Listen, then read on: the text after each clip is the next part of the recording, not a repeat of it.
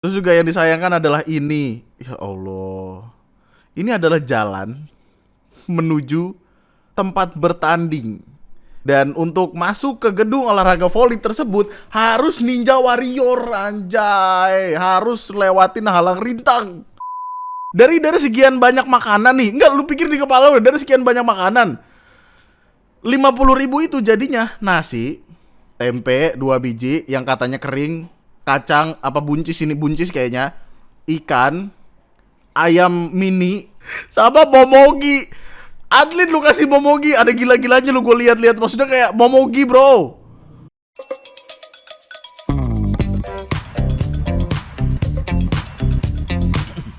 Hai selamat datang di video gue kali ini dan selamat datang kembali di TNM. Gue rasa video kali ini akan cepet aja karena bentar lagi mau ada provider internet masang di rumah gue karena gue udah muak sama IndiHome.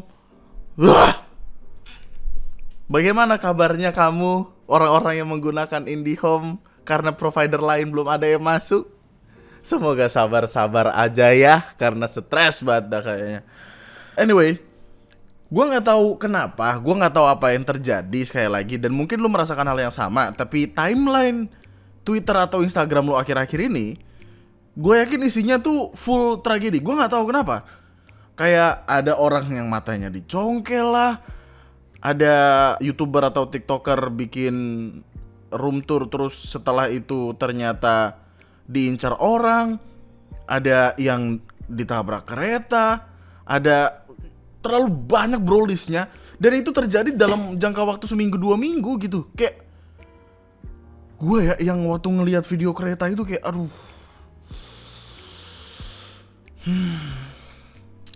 Sebenarnya yang perkara kereta itu ada perdebatan kiri dan kanan. Dan perdebatannya banyak sekali kalau lu lihat di Twitter. Ada yang nyalahin KAI, ada yang nyalahin masinisnya bahkan. Tapi ya banyak yang lebih menyalahkan si orangnya, meskipun itu rada nggak etis karena orang udah meninggal. Tapi pembahasan seperti itu nantinya akan gue taruh di membership, udah gue siapkan. Jadi tinggal tunggu waktu aja sampai akhirnya perkara-perkaranya naik di membership. Jadi ya, untuk video kali ini kita akan cari yang tenang-tenang aja. Kayak mari kita ada bahasan tentang ini. Iya, semalam gue live terus gue kayak kekeh banget, gue pengen ini jadi opening. Karena ada video di TikTok dengan caption kayak gini, bersaing, aku dipaksa kuliah aja nggak mau, sedangkan Anda merengek minta kuliah. Ya jelas beda lah bos. Ada yang komen, ya memang beda kelas kan. Those who preserve high education can conduct well mannerism and cognitive function. You guys probably didn't even understand what I imply here because it's in English. Arti iya. Langsung terpampang nyata, langsung dikasih contoh. Arti iya. Komen di bawah arti tanda arti ya elah. Perdebatan ini kocak banget di TikTok. Karena apa? Karena lucu dan aneh. Masa ada orang bangga dipaksa kuliah nggak mau? Seeking for higher education penting bro. Artinya lu goblok. Sorry enggak. lucu banget bro. Ketika ngeliatin lucu banget. Anyway, ada beberapa updatean tentang perkara speed karena ini cukup banyak juga kemarahan orang di internet, bukan ke speednya, tapi lebih ke orang-orang FOMO yang datang. Kalau misalkan lu nggak pengen ngedengerin perkara speed karena mungkin bosan atau bukan pasarnya lu bisa skip aja ke menit di bawah. Atau nanti akan gua taruhin segmen per video. Oke, jadi gini. Di speednya itu sebenarnya udah sempat ngejelasin kalau dia masih pengen ke beberapa tempat di Indonesia. Mulainya kan di Jakarta, terus kemudian di Bali. Nah di Bali ini sempat ada ultimatum buat ngasih tahu kayak kalau misalkan crowd setelah Bali itu bisa enak, gue bakal lanjut part 4. Nggak tahu di mana. Kenapa dia ngomong kayak gitu? Kelihatan karena di Bali chaos parah bro. Di Bali tuh gimana ya? FOMO-nya tuh sudah membahayakan gitu. Jadi kan dia keluar nih, terus banyak orang. Dia sempat ada ke pasar, terus terscam. Oh my god, gue kayak ada bingungnya juga gitu loh karena kok dia beli asbak aja sampai ratus ribu, dia beli tititan 300.000 kata gua. Scam gila. Dan ngebikin jelek nama Bali aja gitu, nggak enaknya. Karena scam lu dilihat sama orang-orang gitu, yang padahal itu aslinya harganya nggak mungkin semahal itu, nggak sih?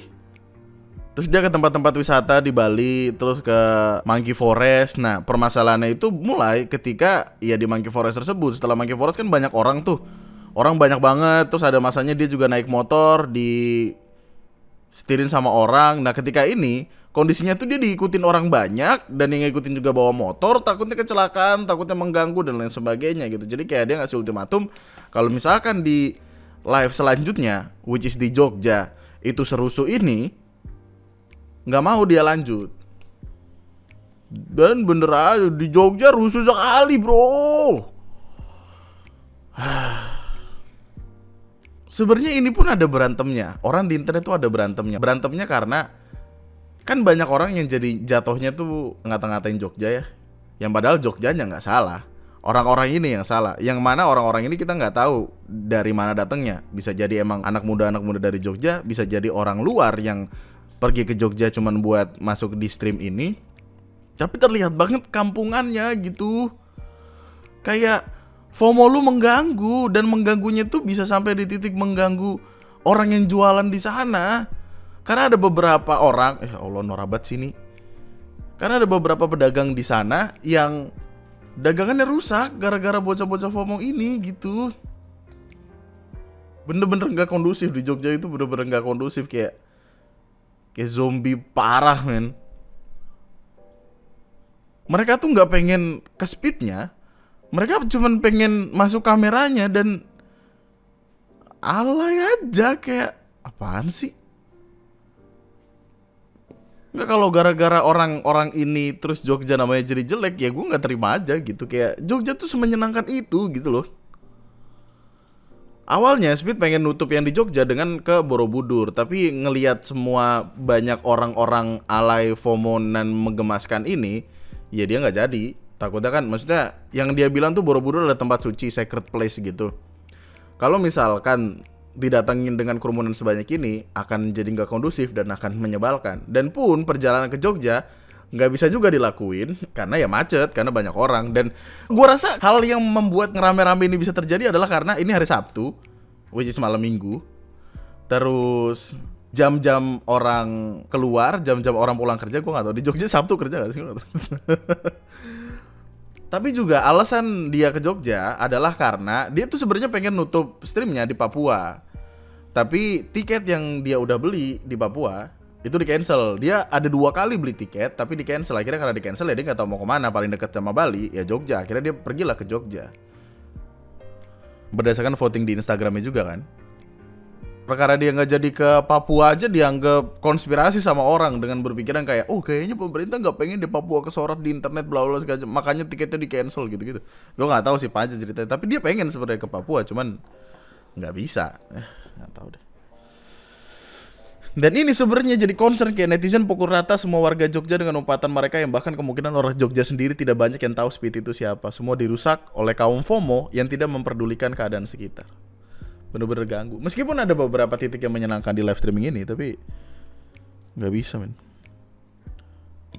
Terus yang tersisa juga kekocakan-kekocakannya, seperti tiba-tiba Sandiaga Salahuddin Uno sebagai Sandiaga Salahuddin Uno sebagai Kemenparekraf tiba-tiba nge-tweet kayak gini, dari makan nasi padang pakai cara kocak sampai keciduk heboh ikutan tarik kecak, asiknya L kecepatan main di Indonesia bikin pengen ikutan. Wah, tiba-tiba promo gitu sih. Dari kemarin kemana aja gitu, kayak dari kemarin tidak ada omongan apa-apa, tiba-tiba datang ikut hype-nya gitu.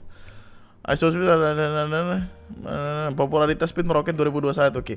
Reaksi heboh tidak terduga dan komentar yang belak-belakan bikin Speed. Semoga keadaan Speed bikin Indonesia makin terkenal di dunia. Dia naikin video ini, ditaruhin watermark Kemenparekraf, seolah-olah ikut ada di tengah-tengah itu semua, terus kayak membantu atau apa ya, padahal enggak ya, padahal yang ngurusin dia Arab. Gue usah caper sekarang, Pak. Kemarin ke Papua kenapa gak dibantu? Seperti kita kena cancel. Jir, pakai watermark kementerian, jir.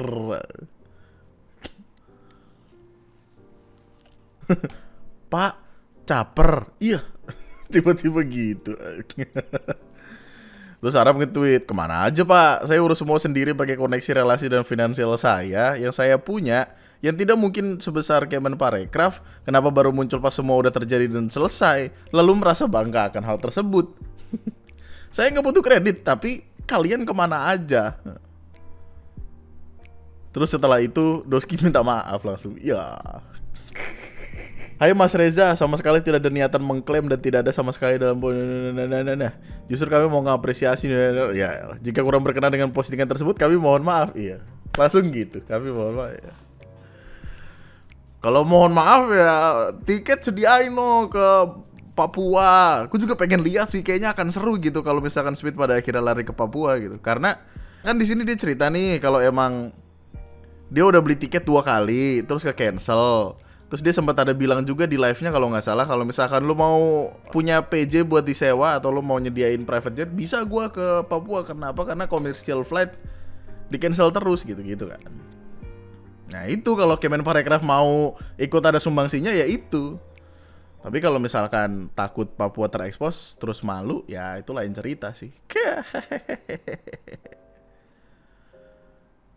We booked 2 flights to Papua, and they both got canceled.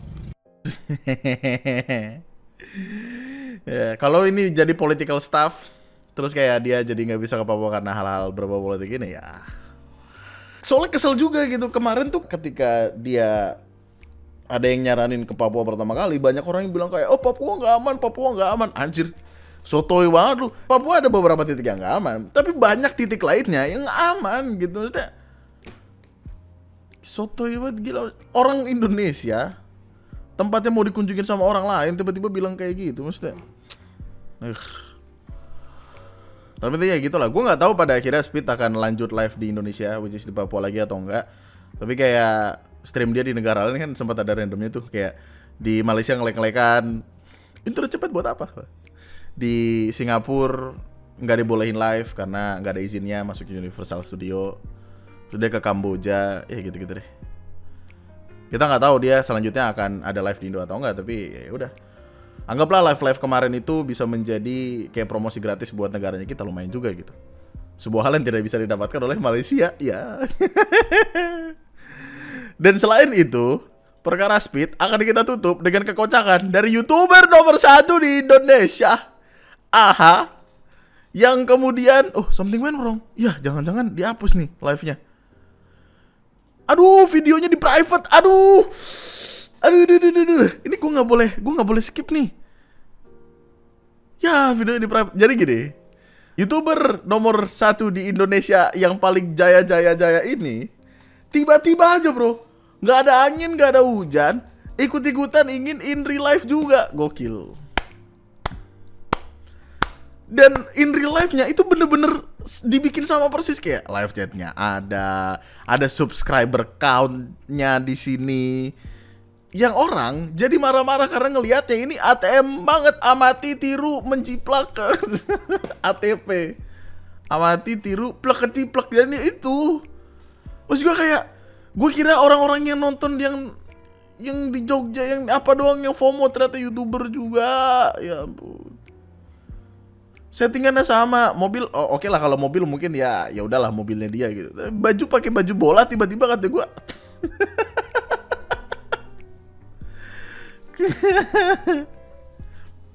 Elfomo gak kreatif bang. Bloodthing he is L kecepatan. Gue sih curiganya timnya yang merekomendasikan untuk ngebikin kayak gini. Mungkin kayak salah satu timnya ada yang ngeliat Speed terus kayak, oh lihat nih, Speed YouTuber dari luar dia live streaming di Indonesia viewsnya bisa sampai 1 juta. Ini bakal jadi opportunity banget nih buat kita kalau misalkan kita live terus ada sponsor atau apa gitu. Gue nggak tahu. Terus mungkin dia hanya go with the flow aja, dia ngikutin apa yang staffnya atau manajernya atau apanya kasih tahu, terus akhirnya dia ngikut dan berakhir di base warga. Karena apa? Karena Nora. Kayak apa sih? Sebenarnya gak ada yang salah juga. Maksudnya dia mau live in real life ya gak ada yang salah juga. Tapi ketika momennya bener-bener sama, maksudnya apa emang pada dasarnya gak salah ya? Apa emang kita gedek aja mata? Gue gak tahu sih. Kemungkinan itu. Ada, jadi live-nya itu sempat public, terus sama dia tidak publikin, di unpublish. Jadi kalau lu punya linknya lu tetap bisa nonton, tapi sekarang udah bener-bener di private. Jadi kita coba ya, kita mundurin ke belakang. Enggak sih, kayaknya nggak bisa sih men. Tuh, nggak bisa, udah di private videonya. Ya, padahal kocak. Ya, gue udah nggak bisa liat komen dong. Soalnya dia tuh di sini bener-bener yang, aduh kering banget bro, aduh. Ketika lu udah terbiasa ngeliatin ini live stream, terus lu ngeliat ini, aduh kering banget bro, leher lu gatel ngeliatnya kayak, aduh. Ya videonya di private.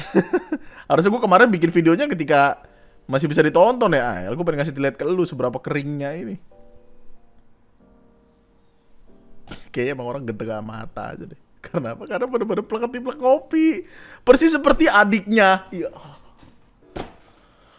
Setahun setelah PWK keluar, tiba-tiba ada copycat-nya. Dan copycat-nya tuh kayak kelihatan sama persis gitu. Kayak aduh.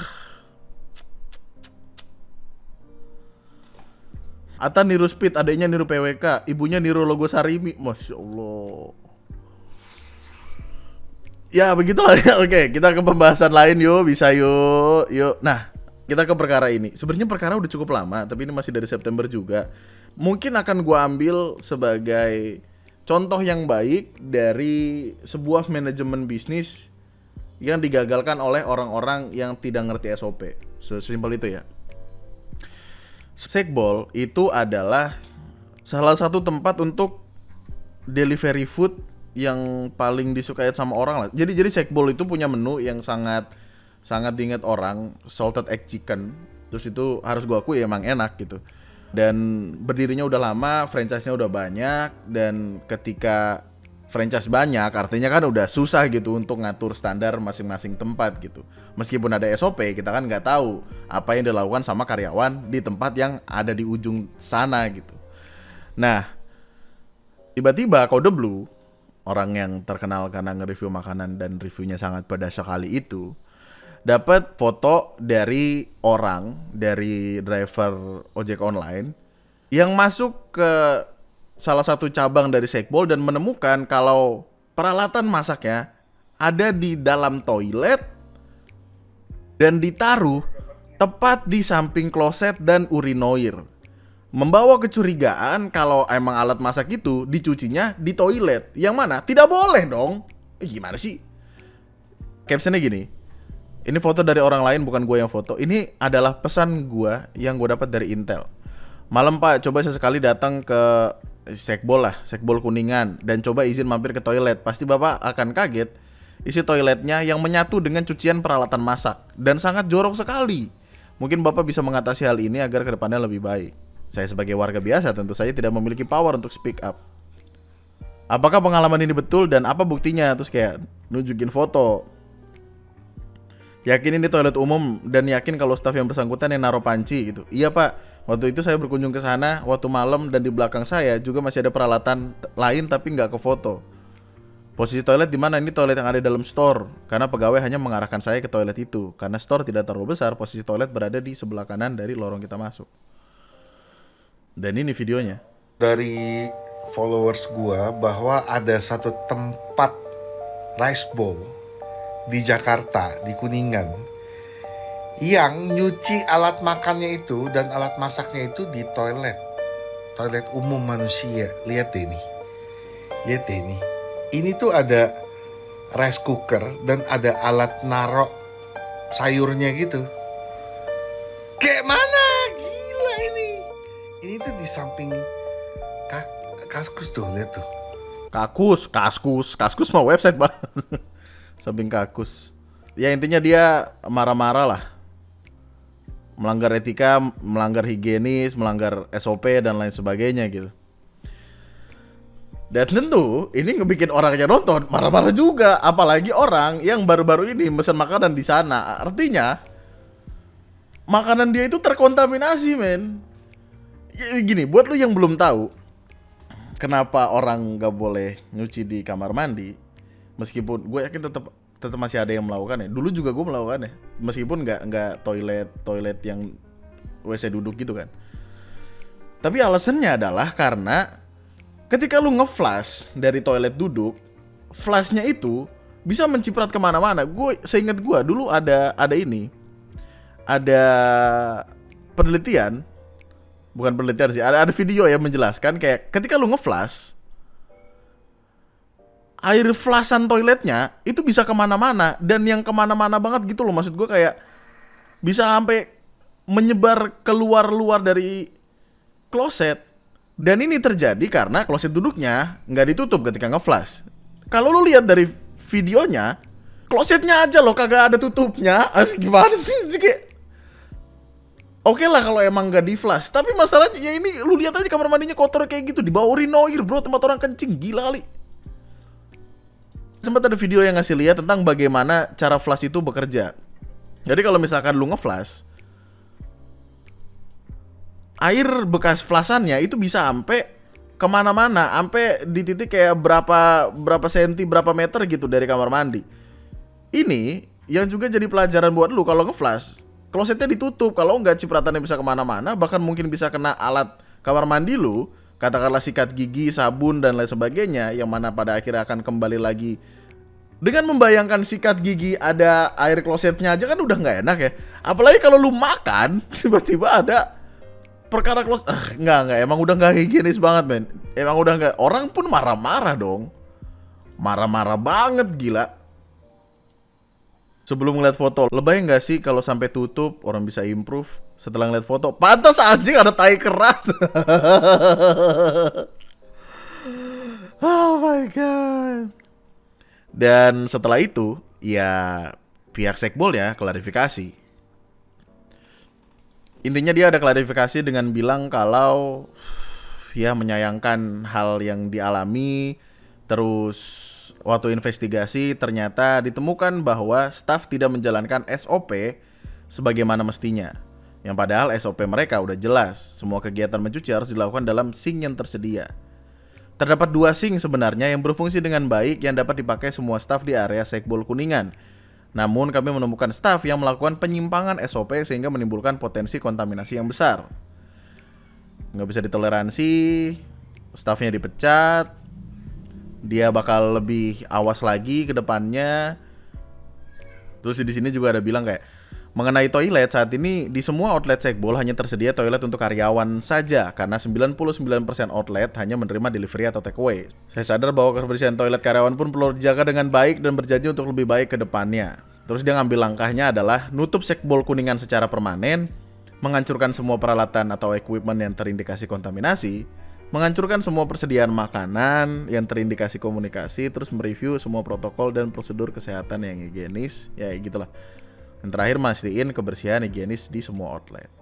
Oh, terus dia juga ada mau tanggung jawabnya kalau misalkan lu sakit setelah 48 jam makan makanan yang datang dari Sekbol Kuningan, bakal dibiayain untuk perkara sakit-sakitnya gitulah. Kalau misalkan lu sakit, dia minta maaf. Terus juga nggak lama setelah itu ada videonya. Videonya tuh bener-bener yang ya udah nutup tempatnya gitu. Alat masaknya semuanya dibuang, makanan semuanya dibuang.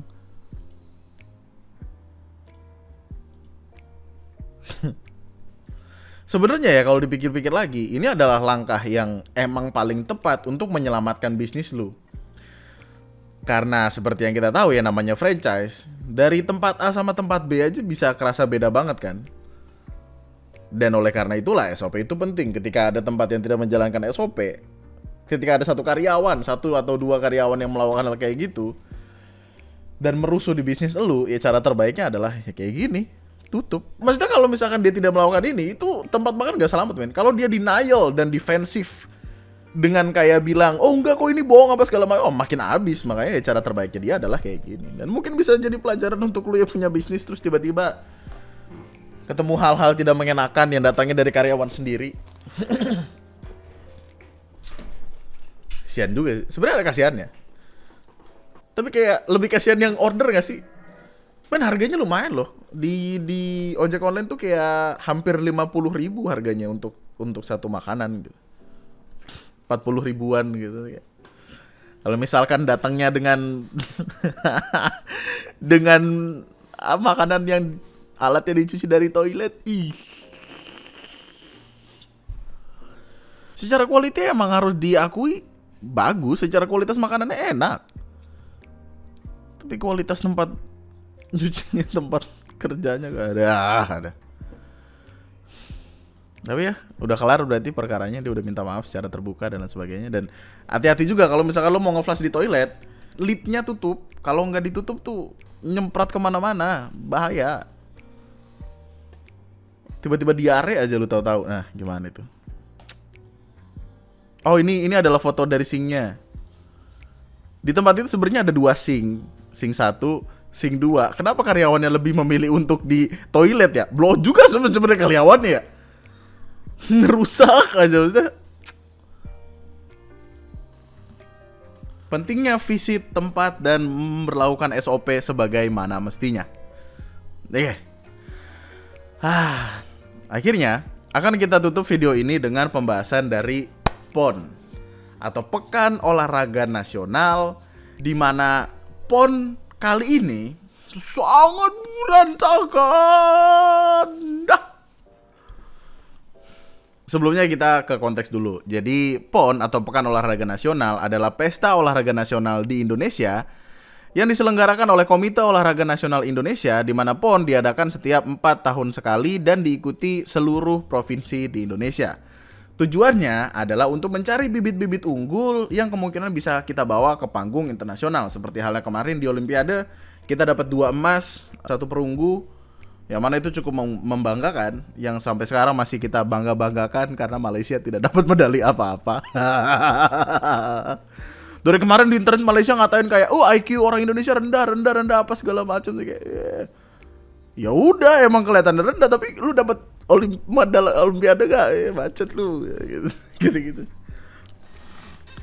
Terakhir atau 2021 PON itu diadakan di Papua. Di 2024 ini PON diadakan di Banda Aceh dan Medan 9-20 September 2024. Total ada 12.000 atlet, 39 tim, dan juara umumnya datang dari Jawa Barat. Gokil juga, Jawa Barat udah menang 3 kali berturut-turut.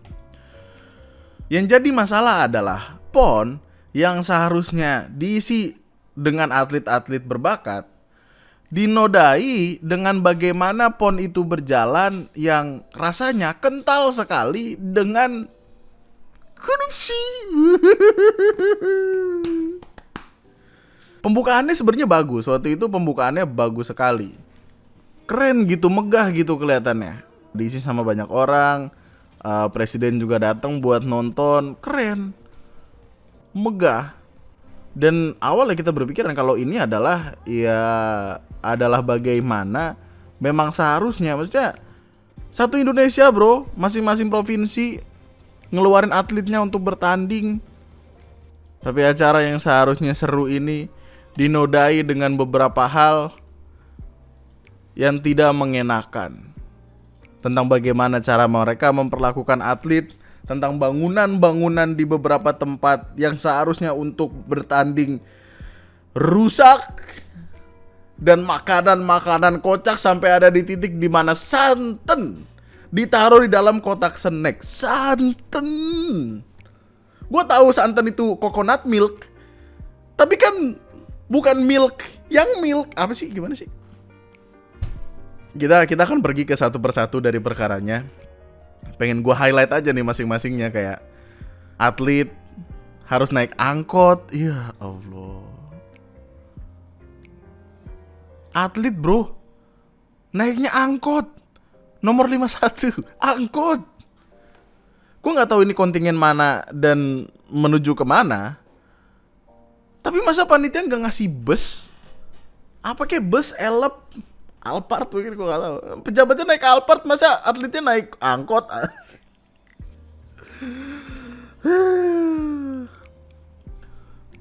Apalah yang kalian harapkan sama Aceh Sumut ini? Aku pun orang asli Medan gak ada ngerasain suasana ponnya, kayak biasa aja. Naik angkot. Coba gue cari tahu, takutnya ada alasan tersendiri kenapa dia naik angkot. Gak ada bro, gak ada alasan lain selain kayak emang minim fasilitas aja kayaknya. Terus juga yang disayangkan adalah ini. Ya Allah, ini adalah jalan menuju ke tempat bertanding. Ini ke gedung olahraga voli kalau gua nggak salah. Dan untuk masuk ke gedung olahraga voli tersebut harus Ninja Warrior, anjay. Harus lewatin halang rintang. PON adalah multi event tertinggi di Indonesia, kocak.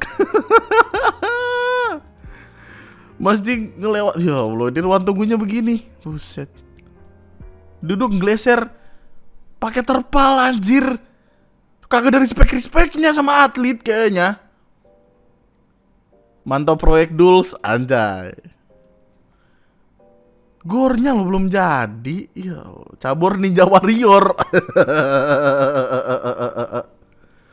PON kan P-nya proyek. Ya.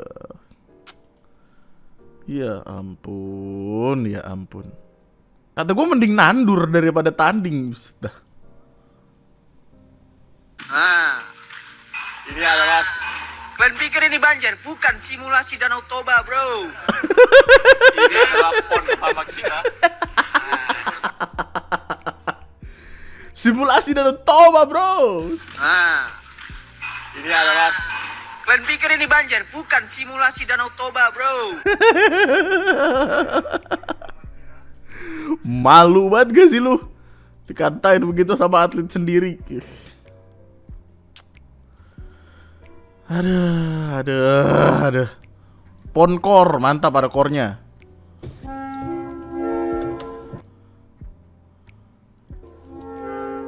Beneran, astaga. Kayak nggak ada respect-respectnya. Ini ruang tunggu kotor begini. Ini kamar mandi ya?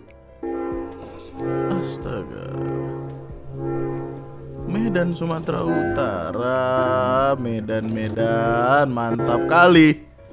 Anggaran hibah pemerintah untuk PB PON Aceh 404 miliar. Air wudhu tidak bisa disediakan. Air wudhu loh, nggak ada.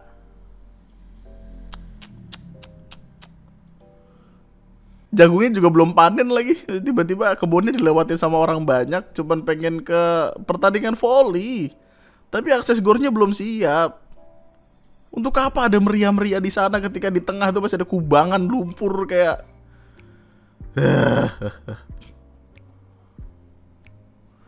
Dan gini maksud gue, seingat gue ya, kan PON itu diselenggarakan 4 tahun sekali. Kita bahkan udah tahu siapa provinsi yang akan menyelenggarakan PON-nya sendiri. Artinya seharusnya harus ada persiapan dong. Dari 2001 ke 2024, masa GOR belum jadi-jadi juga? Orang berjalan mesti lewat tempat kayak gitu, gimana dah? Ya ini nih. Pembangunan value volley indoor menuai kritik karena belum rampung hingga hari pertandingan PON pada Selasa 10 September. Penundaan pertandingan volley sehari menjadi sorotan utama. Menanggapi kritik tersebut, Ketua Harian Perguruan Besar atau PB PON 21 wilayah Sumut menegaskan bahwa pengerjaan venue telah selesai. Ia bahkan mengklaim bahwa area volley tersebut menjadi yang terbaik kedua di Indonesia setelah venue volley di Papua. Kedua di Indonesia. Nih.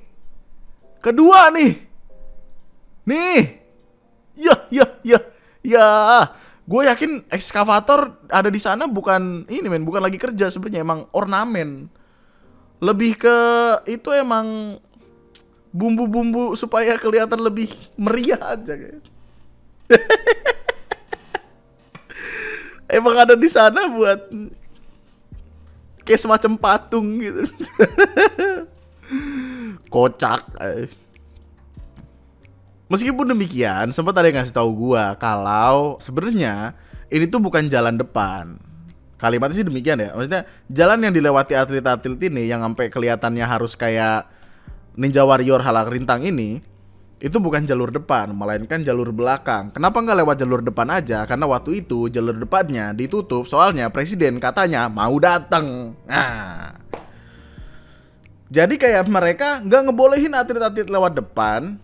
Nggak tahu, mungkin karena takut kotor, takut rusak atau apa. Soalnya presiden mau datang, jadi harus apik, harus bersih. Ya. Padahal presidennya nggak datang.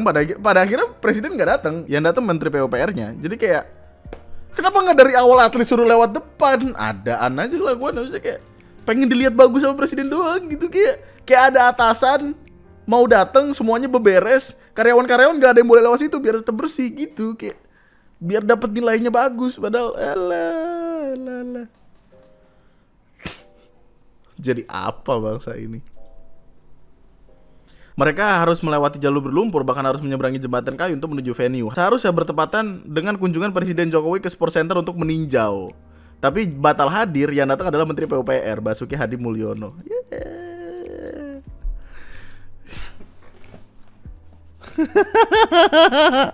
Kocak. Nih, yang jadi PR ini, Presiden Jokowi resmikan 18 venue PON ke-21 2024 di Aceh. Total biaya hingga 811 miliar. 811 miliar. Well, ini emang di Aceh doang, sedangkan ini adanya di Medan. Tapi kayak artinya sama-sama banyak dong duitnya. Kok begini amat Didi kelakuannya? Waduh. 811 M lo belum jadi. Nah ini, kata gue kalau belum siap, jangan cari tempat lain. Nah, masalahnya emang udah dari 4 tahun lalu dikasih tahu kayak ini mau di Aceh sama Sumatera Utara, siap-siapin ya. Iya, masa belum jadi ketika acaranya udah mulai? Anjir, malu banget gak sih, bro? Di tempat tanding masih ada scaffolding, Orang tanding mesti pakai helm. Pakai helm safety. Pakai sepatu boots biar kagak kena kaki. Aduh. Aku masih kesel ngeliatin Ninja Warrior ini, pasti kayak hina banget, kayak aduh.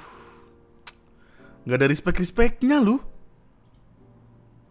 Kayak mentang-mentang ada presiden yang lain dilupakan gitu, kayak orang mau ke sawah. Yang menjadi atensi gua salah satu yang terbesar adalah karena gini. Sempat ada data ini yang keluar. Anggaran PON Aceh Sumatera Utara paling rendah keluarnya dari data aceh.id. Kalimatnya, Kalimantan Timur tuh dapat 4,5 triliun, Riau 3 triliun, Jawa Barat 3 triliun, Papua paling banyak 10,4 triliun. Kalimatnya mereka, Aceh sama Sumatera Utara cuma dapat 800 miliar. Seolah-olah mau ngasih tahu ke orang-orang kayak, ya pantas belum jadi orang kita dikasih duitnya cuma dikit, gitu-gitu. Kayak pengen cuci tangan dengan bilang kayak orang duit kami cuma dikit kok, gitu-gitu. Yang padahal Kemenpora ngeluarin ini. Total penyelenggaraan PON Aceh Sumatera Utara, APBN yang keluar itu 2,2 triliun.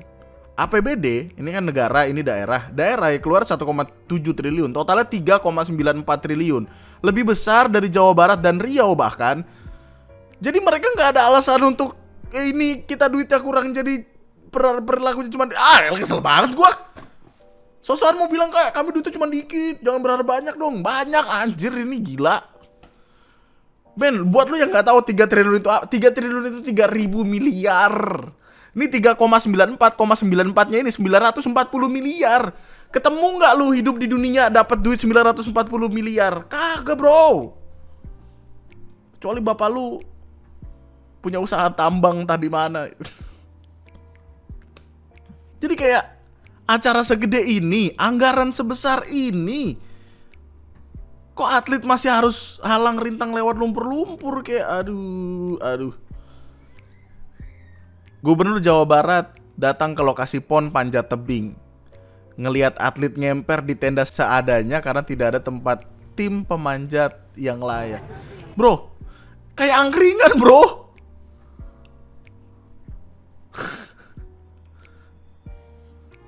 Kayak tenda pengungsian anjir, ini buat atlet lo, gila lu.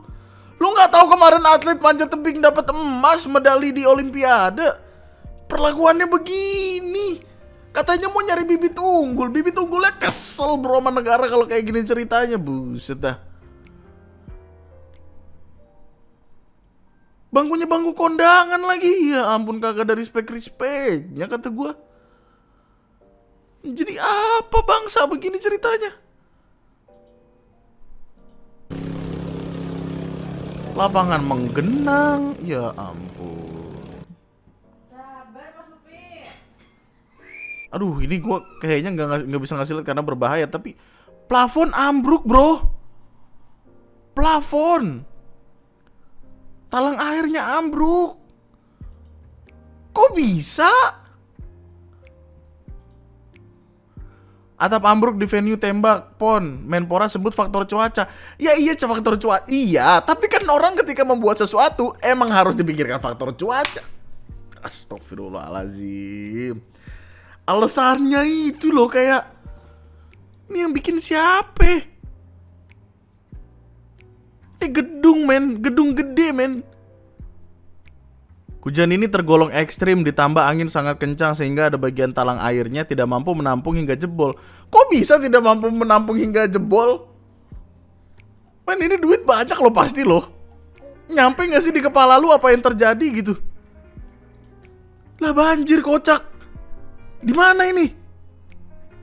Gua nggak tahu, mungkin mereka akan menyebut ini force majeure gitu atau keadaan kahar, keadaan yang tidak bisa kita prediksi karena ya ini alam gitu. Tapi sealam-alamnya ini gedung olahraga. Gimana sih maksud gue, kayak nyampe gak sih di kepala lu kayak aduh. Untung ini pertandingannya udah selesai bro. Kalau belum selesai apa kayak kagak ditiban semua gitu. Terus ini apa ini bro? Atapnya belum selesai. Gedung olahraga atapnya kagak ada, bolong-bolong. Ini kalau misalkan lagi main tiba-tiba jatuh gimana? Tripleknya lepas. Gua nggak tahu ini triplek, nggak tahu gipsum ya, tapi kayak ini bahaya banget. Kalau misalkan lagi tiba-tiba nyemes terus kayak wah, terus itu jatuh kena pala. Masa orang main volley mesti pakai helm proyek yang kuning-kuning itu? Ada gila-gilanya gua rasa. Astagfirullahaladzim. Istighfar banyak-banyak bro. Nontonin video ini isinya istighfar mulu, masuk sorga lu gue yakin. Kaca lo jatuh. Penonton lagi nonton, mungkin kena angin ya. Kena angin, kacanya jatuh kena penonton. Kok bisa? Hei bro, kok bisa? Kepikiran gak lu? Venue volley pon berdebu, atlet alami sesak napas saat bertanding. Bisa-bisanya lu, bisa-bisanya. Ini mulut siapa nih yang ngomong? Muhadir soal santan di snack atlet pon hingga talang ambrol di venue. Belum ekstrim lah masalahnya. Belum ekstrim katanya, belum ekstrim. Astagfirullah. Omongannya koyo cocok tetangga, Cuk. Yang lucu adalah gini. Ada Gapura gitu. Gapura Sport Center yang menghabiskan dana 3 miliar. Ini dibikin kayaknya udah lama. Terus nggak dilanjut atau gimana, atau mangkrak atau emang udah dibikin tapi rusak. Di tulisannya ada kawasan olahraga, tapi ini tulisannya aja rusak. Ini di Delhi. Niatnya ini dibikin buat menyambut Pekan Olahraga Nasional Aceh Sumatera Utara. Tapi karena nggak layak dan presiden mau dateng, akhirnya dihancurin, dipugar. Terus ngapain ini dibikin 3 miliar? Maksudnya kayak bobon duit aja sih. Lu paham gak sih kayak keselnya kayak apa? Maksudnya lu keluar duit nih jelek, terus lu bongkar. Anjir 3 miliar itu bisa jadi sekolah berapa banyak, gila. Maksudnya kayak jalannya aja lo belum diaspal. Ih, lu kesel banget gak sih kadang-kadang tuh? Siapa yang bikin? Ngapain dibikin? Astagfirullahaladzim. Istighfar banyak-banyak lu. Kalau perkara bangunan kita masih ada happy-nya. Karena apa? Karena nggak semua bangunan kayak gitu. Ada yang udah selesai, ada yang udah bagus, ada yang happy. Terlihat dari sini. Jadi kan di sini ada video atlet PON nyobain bolu Medan. Wah, ini promosi nggak sih? Tapi kayak intinya bisa kita lihat dari venue. Fokusnya ke venue ya. Venue-nya udah ada beberapanya yang oke lah gitu. Jadi ya mungkin kontraktornya beda-beda masing-masing gedung, gua nggak tahu. Mungkin karena beda itu jadi kayak secara kualitas apa segala macam beda-beda. Gua nggak tahu, tapi ada beberapa yang bagus. Gua nggak mau menampik itu. Bro, ini semalam gua di live gua maki-maki berat bro. Lu pikir aja, lu kesel nggak ngeliat kayak ginian? Ini adalah makanan yang diberikan ketika PON Aceh Sumut. Ayam yang kayaknya nggak lebih gede dari jempol, lebih gede sih, cuman itu hiperbola cerita. Telur, buncis sama jagung mini, baby corn, jagung baby. Dimana seharusnya harga makanan per porsi, mohon diingat, per porsi itu 50.900 rupiah. 50.000 nggak ini menurut lu? Makanannya justru kelihatan kayak paket Jumat Berkah 10.000. Gimana sih? Men, 50.000 lu udah dapat apa, men? Banyak banget, men. Kekesalannya atlet-atlet ini sampai kayak lebih milih Hokben yang jelas kelihatan lebih menggugah daripada yang gini. Apa menggugahnya ini? Tolong diingat, ini makanan untuk atlet. Bukan bermaksud membeda-bedakan, tapi ini atlet. Atlet itu makanannya seharusnya lebih bergizi, lebih bernutrisi daripada kita. Karena apa? Karena ada pertandingan harus mereka lakukan. Snacknya loh, men. Roti mini, bolu, sama real good, real guys, real good. Ini bukannya bermaksud merendahkan real good enak. Tapi ini untuk atlet, mohon diingat.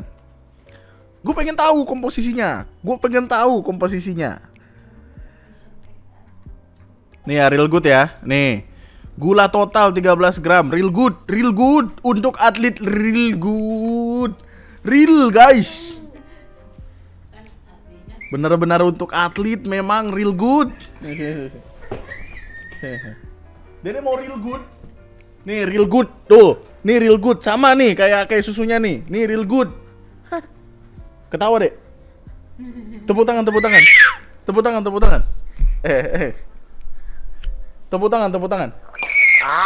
Lagi marah-marah dia.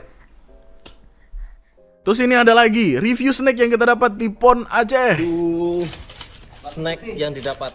Nah, ini kita di Sabang Mantap. posisinya ya. Real good. Ini di Sabang kita dapat air minumnya fit.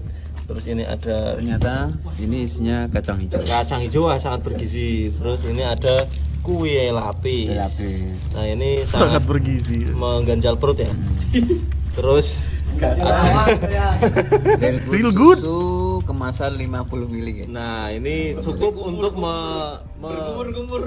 mengkumur-kumurkan mulut ya. Ya men, jangan anggap gue salah. Makanan ini oke sebenarnya, tapi tolong diingat ini atlet yang mana seharusnya di beberapa negara lain perkara gizi itu dipikirkan sematang mungkin. Bahkan mungkin masing-masing orang makanannya beda karena kebutuhannya beda-beda. Ini sembarangan aja udah. Real good.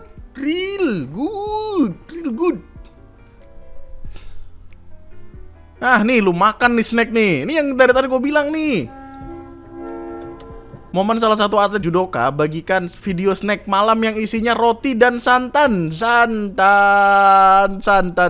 Gua nggak tahu ini pada akhirnya beneran atau enggak ya. Mungkin komedi, gua nggak tahu juga, tapi santan Sunkara. Mungkin mereka salah masukin. Gua akan positif thinking, mungkin salah masukin. Tapi santan Sunkara mereka mau dikokop apa gimana?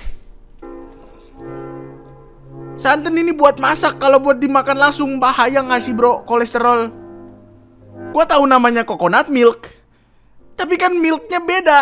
Astaghfirullahalazim, banyak istighfar lu. Panjang pertandingan dan dirasain gurih di mulut men, kayak nih sisa yang tadi nih. Selwet dah. Ada beberapanya yang nggak dapat makan, sampai ada di titik yang marah-marah tentu saja. Jadi kayak sebenarnya makanan itu harusnya udah ada schedule-nya kapan dan lain sebagainya, tapi kayak seringkali telat. Bahkan panitianya tuh nggak tahu. Panitianya tuh di sini kan ada kumpulan bapak-bapak nih lagi marah-marah gara-gara ya makanan mereka telat gitu. Ya. Kalau bapak di mana pak? Jatim. Belum makan malam pak ya? Belum. Baru katanya ya pak? Baru katanya. Ini juga dari Banten nih ayah ya? Apalagi saya jauh-jauh dari Cipocong. Terus ini tuh ada panitia di sini. Panitianya juga nggak tahu apa-apa. Jadi panitianya tuh yang kena omel. Padahal gua nggak tahu ini kayaknya perkaranya dari catering. Ngurus makanan aja nggak becus bro. Ini makan malam wasit ya. Makan malam wasit kita lihat. Kami dikasih Makan tuh jadi apa bentukannya? Buka dulu ya, jangan kaget. Semoga putih. Nah, Alhamdulillah. oh ikan. Protes kemarin nih, sekarang sudah dapat ikan. Ini ikan, hari ini ikan. Jadi beberapa orang di sana itu sempat ada protes ya karena 3 hari berturut-turut tuh makanannya ayam terus ayam lagi, dan ayamnya tuh ayam yang itu lagi gitu. Jadi kayak akhirnya diganti. Tapi kayak ini tidak menggambarkan 50.900 ya. Nih. Per porsi disebut seharga 50.000, penampakan isi nasi kotak, atlet pon, sumut, jadi bikin miris. Kurang miris, lu lihat nih. Pisang bakwan, bala-bala tapi begini amat ya bentukannya. Ya Allah. Ini yang paling sedih, gue kayak aduh. Gue gak tahu ini bener atau enggak ya. Apa mungkin mereka beli di warteg sembarangan, gue gak tahu. Tapi kayak the look of 50.900 breakfast. Nasi, telur, orek, buncis, ceban bro ini bro. Bro, asal lu tahu lu 50.000 itu lu bisa dapat kenyang dari pagi sampai sore kayaknya dah. Lu ke warteg kalau makan begini doang. Dapatnya top. Asik, kagak beng-beng, top.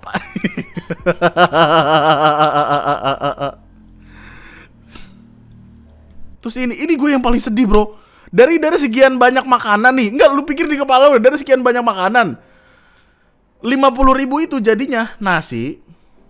Nih, nasi, tempe 2 biji yang katanya kering, kacang apa buncis, ini buncis kayaknya, ikan, ayam mini. Itu kayaknya, lu tau gak sih, pernah gak sih kayak lu beli ayam terus kayak lu ditanya sama yang jual potong berapa. Ini kayaknya dipotong 57 dah bro. Sama momogi. Atlet lu kasih momogi, ada gila-gilanya lu gue lihat-lihat. Maksudnya kayak momogi bro. Momogi 1.000 apa GoPay juga gue gak tahu ini. Momogi. Ada real good, ada momogi. Ini kayaknya di sembarangan beli di warung aja dah. Nggak real good lagi, real good apa pisang goreng. Lu mau ngebikin atlet lu sejago apa men? Dengan lu kasih momogi, pertanyaan gue itu. Sampai akhirnya gini kan, sampai akhirnya panitia pelaksana sama wasit ya ada mogok makan ya. Karena tiap hari dikasih nasi keras dan sepotong tempe goreng gitu. Inilah makanan siang untuk panpel, semua wasit-wasit. Hanya tempe sepotong sama Tempe, sambal kentang. Lantas buncis. setiap hari kami dikasih pagi, siang, sore ayam terus. Nasinya keras tidak berkuah. Namun kami panitia dan wasit tetap diam terus. Tapi hari ini kami protes, kami tidak ada yang mau makan hari ini. Aduh, capek banget bro, capek. Gue masih nggak terima ada momogi di dalam kotak makan atlet. Panitia pelaksana apa? Momogi aja. Kata gue kasih duitnya aja biar gue ke warteg, gocap jadi sehari itu. Dan setelah gue cari tahu, ternyata cateringnya itu dari Jakarta. Ya gini, acaranya dari Sumatera Utara dan Aceh. Cateringnya dari Jakarta loh, dari Cilandak Barat, Jakarta Selatan. Kagak bisa nyarian di sono, apa gimana sih? Akhirnya dicari tahu sama Merdeka kan. Kantornya kayak apa? Kantornya kagak tahu bro, kagak, aneh. Ini penampakan kantor PT Aktivitas Atmosfer, vendor makanan basi. Siapa nih yang punya proyek nih? Pemenang tender raup untung 50%. Siapa yang punya proyek? Makanan itu tadi total berapa deh? Panitia pun mengalokasikan dana sebesar 42,3 miliar untuk makanan atlet. 42,3 miliar. Kalau state-nya di sini adalah untuk 50%, jadi di si tempat usaha itu dapat 21 miliar lah. Gimana kak? Momogi real good, pengen gue tabok. Sumpah dah. Gimana mau maju men? Kabar terakhir yang gue denger sih akhirnya ada evaluasi di sana. Terus ketika evaluasi kemudian dipertanyakan ini kesiapannya gimana, cateringnya apa segala macam, dapat dari mana, kok kelihatan banget ya tindak korupsinya. Terus ya lagi dirapatin sama anggota DPR seinget gue. Dan sampailah kita di pertanyaan ini. Mungkin selama ini yang bikin daerah luar Jawa gak maju-maju bukan cuma Jawa sentris doang, tapi emang Pemdanya pada korup bobrok aja. Gue gak pengen ngebawa ini ke sana ya, tapi pertanyaan orang-orang kan jadinya jatuhnya gini. Lu ngurusin makanan atlet yang katakanlah 50.900 cuma dapat makanan kayak harga ceban 7.000 dengan momogi dan real good. Makanan 50.000 itu aja bisa korupsi separah ini, gimana yang cuma 15.000 7.400? Lu makan tuh mau jadi apa, bro?